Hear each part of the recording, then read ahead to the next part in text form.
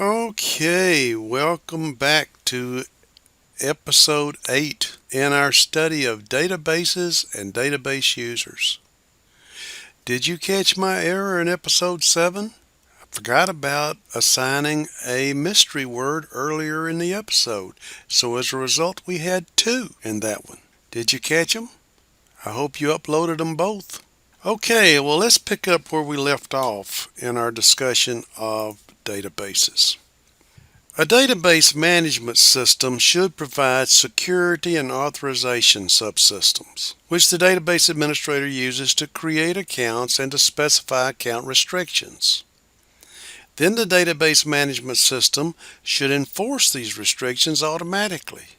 For example, only the DBA staff should be allowed to use certain privileged software, such as the software for creating new accounts.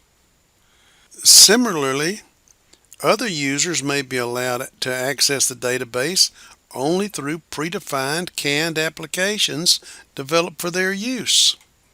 In a complex database management system, there is information being stored in that repository that must be restricted to certain users within the organization. For example, in your student information system that includes information about students and faculty and staff alike, the system maintains your Social Security number. Well, the Social Security number is a very important piece of information about an individual that must be protected because that information in the wrong hands can cause serious consequences. So as a result, in the student information system, the database management system restricts access to that piece of information to only those individuals within the organization that have a need for it. That would be the Human Resources Department.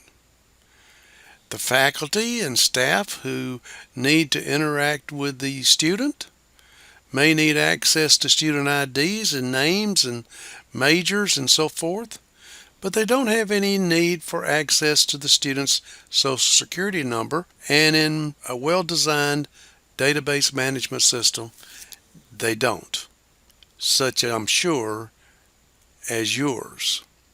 Databases must provide capabilities for efficiently executing queries and updates. Because the database is typically stored on a disk, and because database files can be very large, the database management system must provide specialized data structures and search techniques to speed up disk search for the desired records.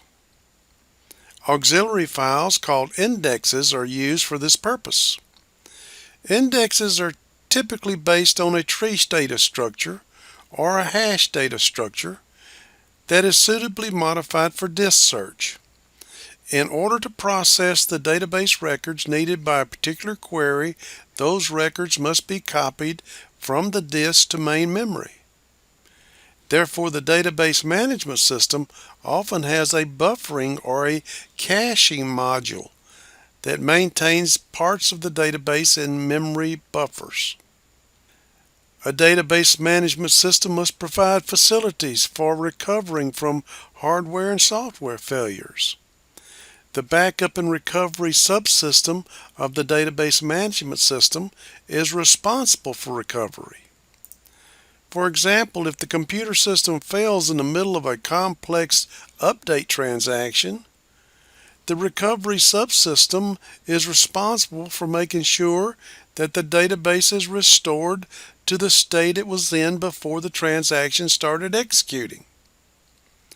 Alternately, the recovery subsystem could ensure that the transaction is resumed from the point at which it was interrupted so that its full effect is recorded in the database. Disk backup is also necessary in the case of a catastrophic disk failure. The next section is somewhat lengthy, so why don't we just take a break early this time? We haven't talked about a mystery word yet. Let's use referential integrity as our mystery word. Then go on out to the coursework area check your knowledge on the material that we just covered, and then when you're ready, come on back to the next episode in the series.